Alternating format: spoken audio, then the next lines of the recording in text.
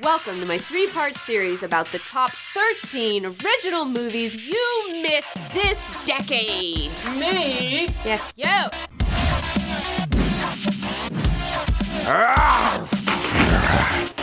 This decade is already at the halfway point, and there have been some really great movies that have come out in the past 5 years. Unfortunately, this decade is also plagued by remakes and reboots, and where they're just like remaking old things over and over again, and you don't get to see that many original movies. And the thing is like I hear a lot of people complaining. They're like, there's no original movies. But that's the thing. There are original movies. You're just not going to see them. Hey.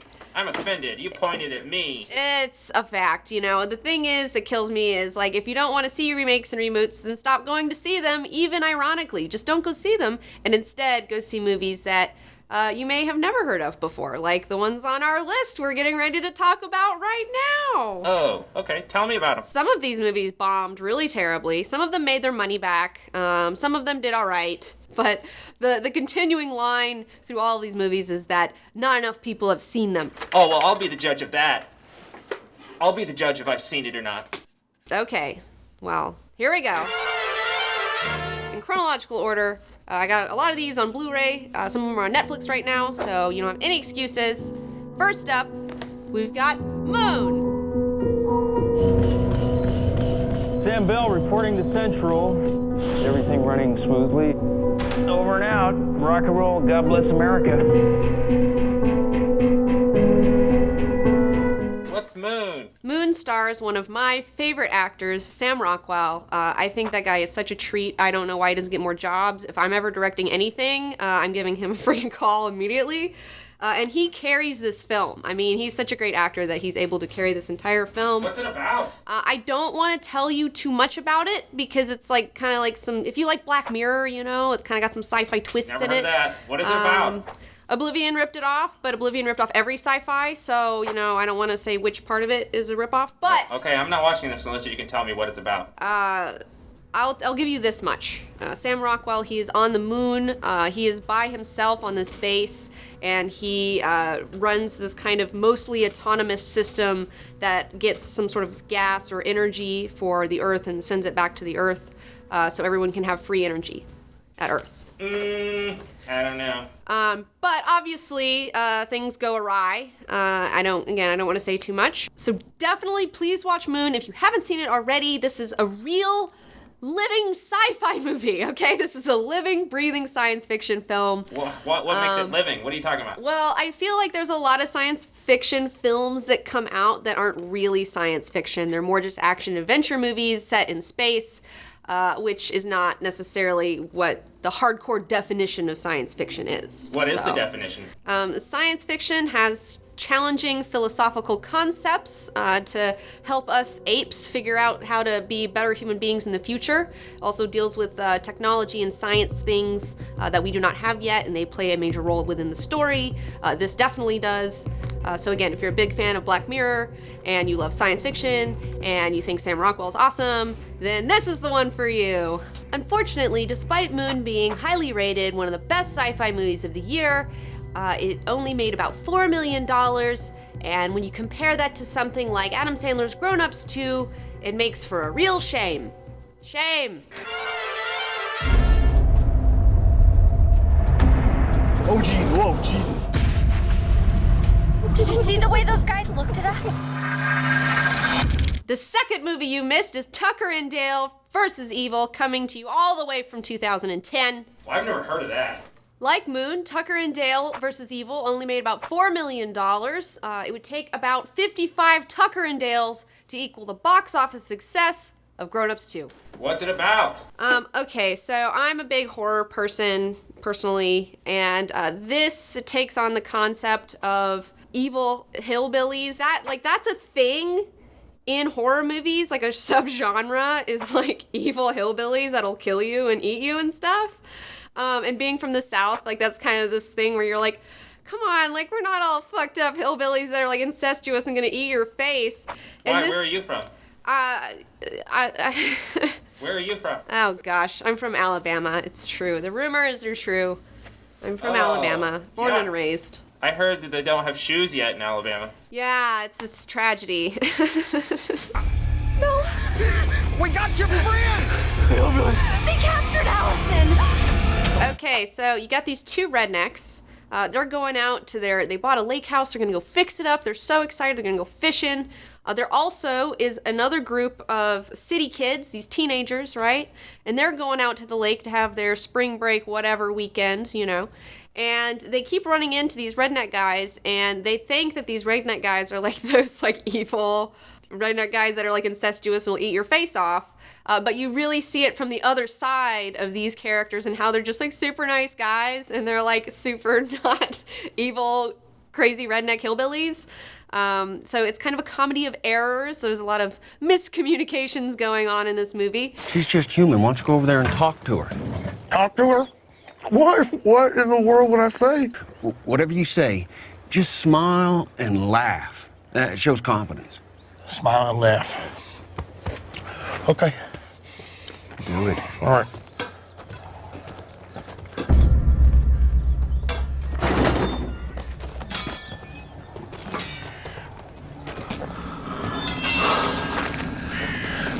You guys, going camping? This movie has a very unique and cute sense of humor. It's a very much a horror comedy, but there's a lot of gray gore in it anyways. And rednecks from Alabama like you. Yeah, and rednecks and the truth about rednecks and how they just like to go fishing, and they're actually really nice people, and like they'll help you if your car breaks down on the side of the road. Like, just saying, like every time my car broke down on the side of the road in Alabama, somebody stopped and helped me and was like really fucking cool about it. So, just saying, Southern hospitality, there's something to it. And there's also hookworms. Well, that Peakworms. not anymore. We figured that out. It was fine. You have worms, by the way? I got them. I got worms. Everybody does. It's fine. You just get used to it. It's no biggie. Oh, you Alabama That's people. how I stay so skinny. Ew! I'm Ramona's first evil ex-boyfriend. What? Number 3 movie, Scott Pilgrim versus the World, coming from you also all the way from 2010, directed by Edgar Wright. Well, what's that about? Real quick synopsis. This movie is about Scott Pilgrim, a boy who falls in love with a girl who must defeat her 7 evil exes in order to be with her. He also has to defeat crippling self-doubt. It is amazing. It is very well written. In fact, the comic book wasn't even done, and Edgar Wright had to put his own ending on it, which Brian Lee O'Malley loves. So it's Brian Lee O'Malley approved. How often does that happen? Never. This movie was a huge bomb. It was a super bomb, which super sucks because this movie is super awesome. It is based off of a rad comic, same name, Scott Pilgrim versus the World by Brian Lee O'Malley. I have not read the comics. Don't tell anybody. I'm getting around to it, but I have seen the movie and I totally loved it. You know, Edgar Wright, of course, he wrote Ant-Man when was, booted off from directing it, which was a total shame. And he's also done like Shaun of the Dead, Hot Fuzz, things like that, World's End. Worked with Simon Pegg and Nick Frost a whole bunch. And this movie in particular, like the way that he does like all the effects and everything and all these like amazing like fight scenes with superpowers and video game bullshit going on, really like makes me want to see him direct an X-Men movie. Like the way he does his powers and stuff are just like so much fun. Like I just loved it. I just love this movie. If you want something bad, you have to fight for it. Step up your game, Scott. Prepare to feel the wrath of the League of Evil Exes. Colorful and it's not pandering, and it's like as a millennial, it's like we know when it's bullshit. Like you have Adam Sandler Pixels, okay? Like that's pandering 80s nostalgia bullshit. Whereas Edgar Wright actually does it and makes you feel good about yourself afterwards, and like makes you not hate the things that you loved growing up. Another reason to just go ahead and buy the Blu-ray of this is we need to just support Edgar Wright. He is an amazing fucking talent in our generation, and he just unfortunately has had a string of kind of bad luck with his movies, and he was really looking forward to Ant-Man, and obviously that didn't work out, and he didn't get to direct that, so he didn't get the praise that he necessarily deserved for how amazing that movie is. So yes, let's please support Edgar Wright. Let's get him making more films. I want to see more stuff from him. Oh my God. What's next? Number 4 movie that you haven't seen is Drive from 2011. So you just moved to LA? No, I've been here for a while. What do you do? I drive for movies. Is that dangerous? It's only part-time. You put this kid behind the wheel. There's nothing he can't do. Kid, I want you to meet Mr. Bernie Rose. My hands are a little dirty. So am I. Maybe a bunch of you have seen it. I don't know. I feel like I talked to a lot of people and they haven't seen it for some reason.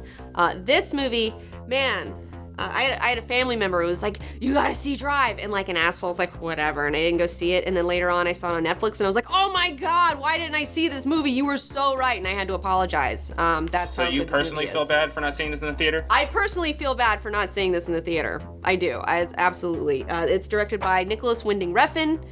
He is a very stunning visual director. I'm interested in his work and seeing what he does next. Also, you have Ryan Gosling in the main role, who doesn't like looking at him. Oh, you just like Ryan Gosling. Not really, but he's all right. You know, so I wouldn't kick him out of bed. I knew this was a channel about So- girls. It's I should have watched a boy channel if I wanted an honest review. whatever. Female sexuality is fine. Yeah, he's got a cool jacket. It's all about a guy who's a driver. He's like a kind of a stunt man in his normal life, but at night he does kind of shady driving operations for people, and he gets in deep with this girl and his husband, played by Oscar Isaac, who also has an amazing role in this. Carey Mulligan's in it. Besides the cute boys, cool jackets, awesome cars, and amazing visual directing, you also have one of the badassest, amazing 80s synth soundtracks by Kavinsky. I feel like this movie kind of started that trend. That's a new trend I've been seeing and that I'm loving. Keep it up, guys. I love 80s synth soundtracks for movies. So yes, Drive is stylish. It's sexy. It's kind of romantic, but kind of fucked up. So if you're like with a chick that like is awesome, you could watch it as a date movie. But don't like if it's like a church girl, I wouldn't do Drive with her necessarily. I only date church girls. Drive only made about $20 million at the box office total. So I know a lot of you out there have not seen it, but you should, because it's super hot. It's one of the sexiest movies. It makes LA look sexier than I've seen in any other movie. And the most important thing I want you to take away from this whole experience is do not pirate these movies, okay? Like, they didn't get the support they deserve, and if you just pirate them, then they're still not gonna get the support they deserve. So watch it on Netflix, rent it on Vudu, buy the Blu-ray on Amazon. Like, you've gotta support these movies to see more of this get made, because that's the thing that a lot of people don't realize, is that your dollars directly fund movies, and who gets to direct another movie, and all these sorts of things. So, don't be a dick. Don't download it. Just support art, man. So that's it for part 1 of 3 of movies you didn't see this decade. If you like this video, feel free to subscribe to my channel, like this video, and follow me on Facebook, Twitter, Instagram, and Tumblr. We'll be back in our next video to talk about the number 5 through number 9 top original movies that you missed this decade.